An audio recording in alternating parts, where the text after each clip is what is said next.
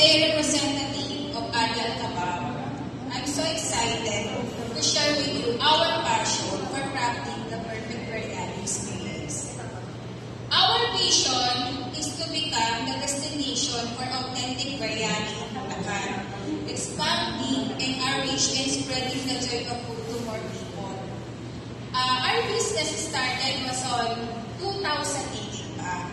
So, kung makikita nyo lang to, ang dami na dito sa Bulacan, lalo na sa Malolos, nag-start pa lang ng new business, lalong-lalo na sa food industry.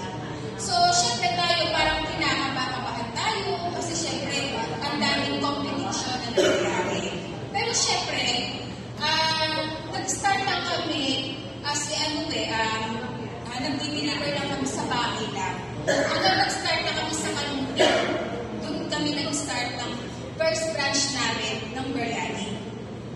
Hindi madali kasi hindi alam ng tao, hindi kilala ng tao ang panlasa.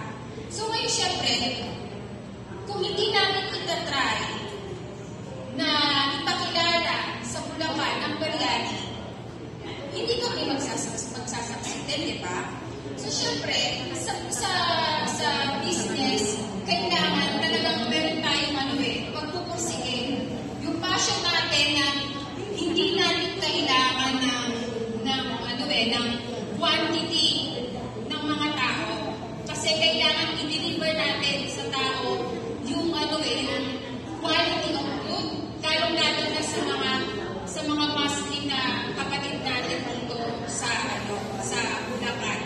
Ang sinuserve namin biryani is 100% halal. Halal. Hindi tayo yung basta-basta lang na nakamura lang tayo ng ingredients at kung saan lang natin kinukuha. Mostly ang aming ingredients ay galing sa Pakistan lahat. Halos. Siguro dito is tayo lang. Yun. Pero huwag tayong sa mga nagsisimula pa lang na nangangarap na magkaroon ng isang business din dito sa Malolos, Bulacan, o kahit sa pang karamihan ng probinsya, huwag tayong maghihinaan ng loob kasi lahat naman ay nag-uumpisa sa maliit. Diba?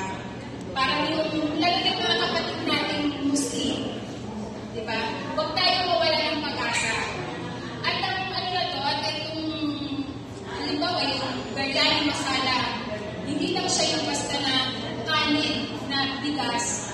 Talagang ito ay ginagamit natin ng basmati.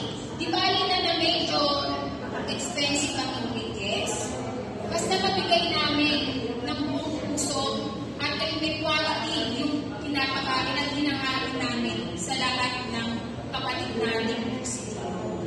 Yun po. So, syempre, hindi natin yung sabi nga nila, di ba? Kapag mura, yun yung masarap. So, sa atin, di ba? Sabihin na natin na quality halal ang hinahanap natin pagkain.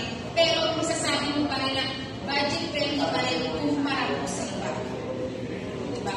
So, tulad ko, bilang isang negosyante din, na meron din ako biryani house, at meron din ako mga business na halal din. Tulad ng, kung may maranaw dito, may maranaw ba dito sa atin? Ayun, maranaw. Tulad ko, maranaw ako. Meron din ako mga pagkain ng pagkaya. At masasabi ko na masarap din yung pagkain ng mga maranaw. So, wag kayong wala pa ako nakikita restaurant dito sa Malolos, Bulacan na maranaw eh. Huwag kayong susuko na i-try yung business na gano'n.